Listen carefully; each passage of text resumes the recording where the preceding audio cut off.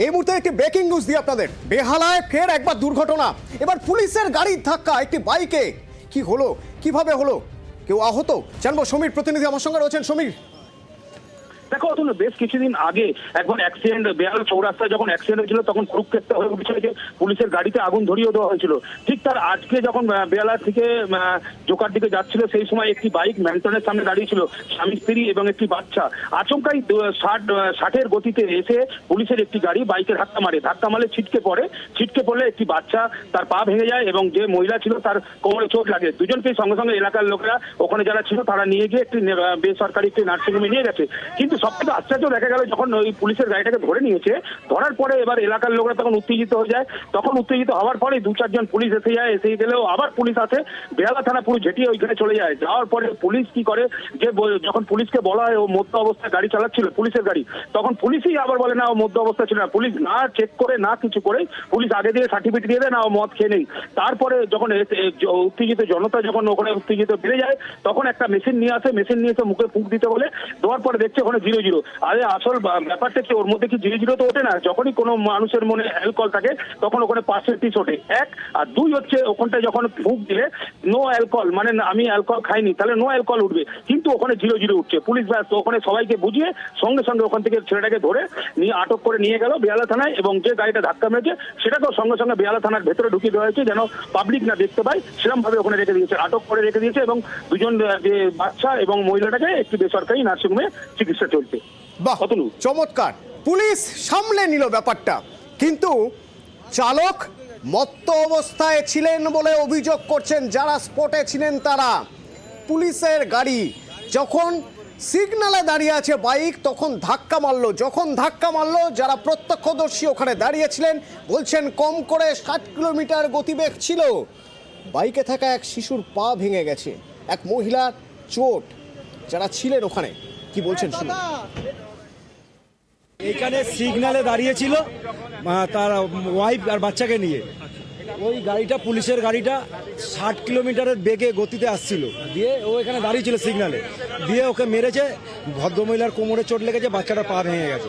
গাড়িটা ছিটকে ওইখান থেকে এত দূরে চলে এসছে এই পর্যন্ত। এবার আমরা গাড়িটাকে ধরেছি, পুলিশের গাড়ি। হ্যাঁ, মদ খেয়েছিল।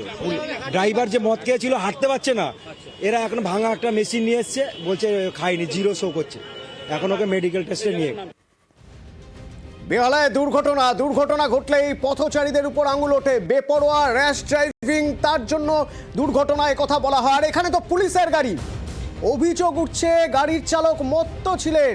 স্থানীয়রা যারা ওই সময় ছিলেন, স্পটে ছিলেন, তারা বলছেন পুলিশ কি করে নজর থাকবে আমাদের, পুলিশ কি তদন্ত করবে, নজর থাকবে। যাদবপুর বিশ্ববিদ্যালয়ের খবরে নজর রাখি। এবার সমাবর্তন উৎসব যাদবপুর বিশ্ববিদ্যালয়ে, কিন্তু বিশ্ববিদ্যালয়ের আচার্য অর্থাৎ রাজ্যপাল সিভি আনন্দ বোস তিনিই থাকছেন না। কেন থাকছেন না? সোমরাজ প্রতিনিধি আমার সঙ্গে রয়েছেন। সোমরাজ, হ্যাঁ দেখো, যাদবপুর বিশ্ববিদ্যালয়ের সমাবর্তন অনুষ্ঠান আগামীকাল হচ্ছে। ইতিমধ্যেই যাদবপুর বিশ্ববিদ্যালয়ের তরফে আমন্ত্রণপত্র দেওয়ার প্রক্রিয়াও শুরু হয়েছে।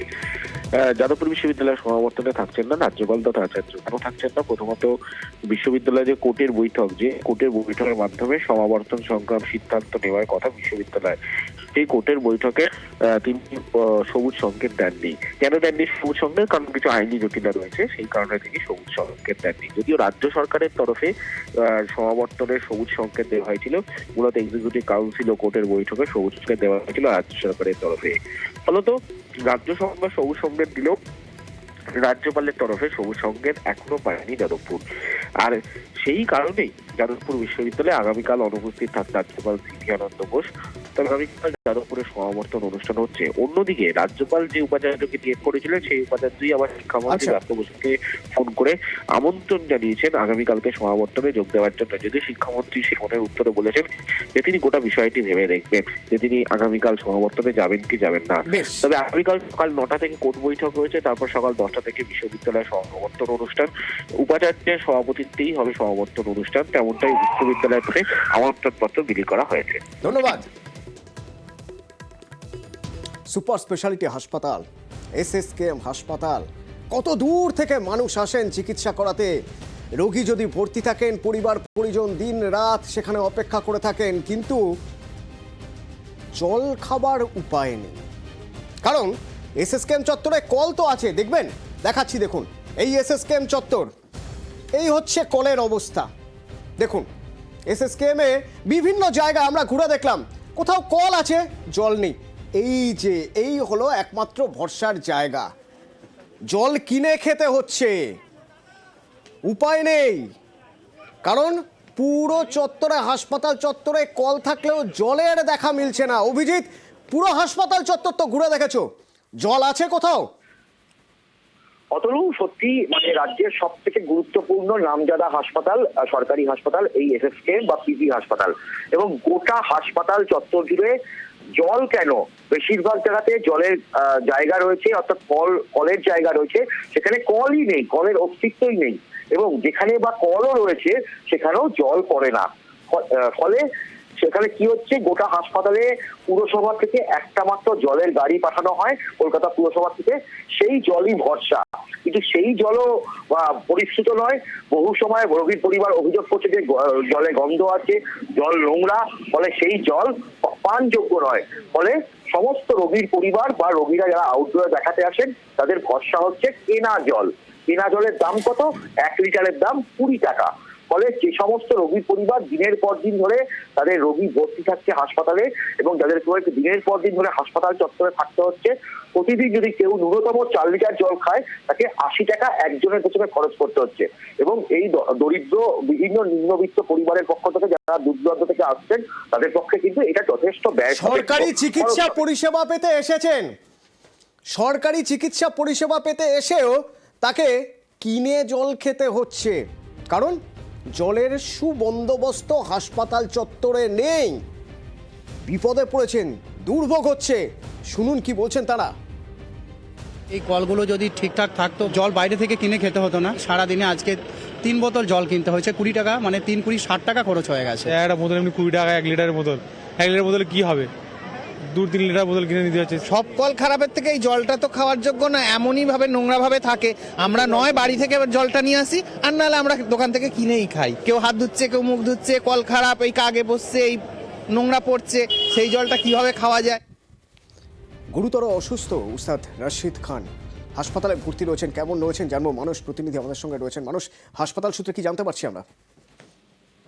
দেখো অতনু, তুমি যেমনটা বললে যে সত্যি গুরুতর অসুস্থ উস্তাদ রশিদ খান, এবং বেশ কিছুদিন ধরেই কিন্তু তিনি এই বাইপাসের ধারে বেসরকারি হাসপাতালে ভর্তি রয়েছেন। এই মুহূর্তে যা পরিস্থিতি, তাকে আইসিইউতে রাখা হয়েছে এবং তার চিকিৎসার জন্য স্পেশাল মেডিকেল বোর্ড গঠন করা হয়েছে। আমরা জানি যে দীর্ঘদিন ধরে প্রস্টেট ক্যান্সার ভুগছেন রশিদ খান, এবং তার পাশাপাশি সম্প্রতি যেখানে তার মস্তিষ্কে রক্তক্ষরণ হয় বা ব্রেন স্ট্রোক হয়, তারপর থেকে কিন্তু অবস্থার অবনতি হতে শুরু করে।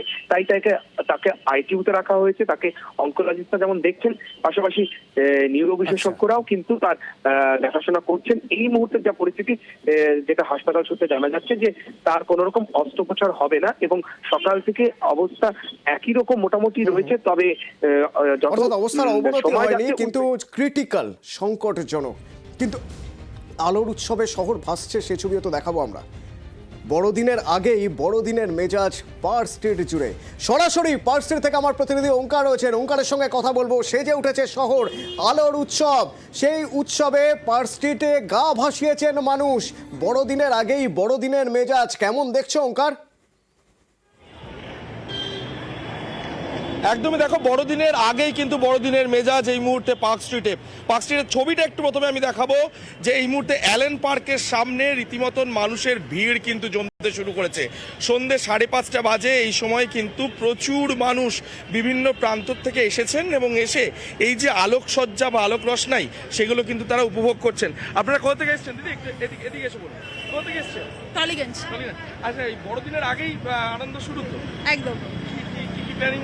প্ল্যানিং আমরা আপাতত এখানে একটুখানি ঘুরবো, তারপরে উইল গো টু রাস্তা এখানে সামনে একটা পাব আছে, তো ওখানে গিয়ে তারপরে বাড়ি। অন্য কোথাও খাওয়া দাওয়া? না, বাস এখান থেকে বাড়ি। এখান থেকে বাড়ি। আচ্ছা, কেমন লাগছে সব? খুব ভালো, খুব সুন্দর। বেশ।